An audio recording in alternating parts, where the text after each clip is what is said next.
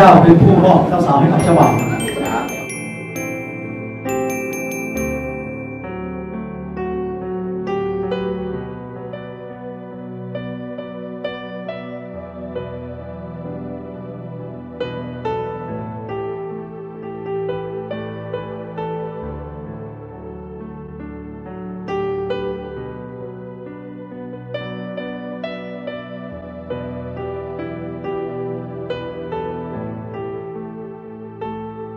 น้องบุ๋มนะครับเวลานี้อาจารย์จะถามว่า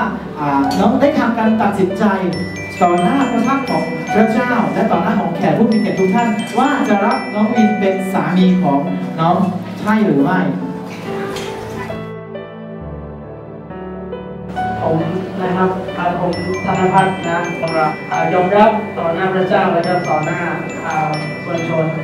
ตั้งแต่วันนี้เป็นต้นไปเราจะรับนางผมนะครับที่จะเป็นภรรยาของผม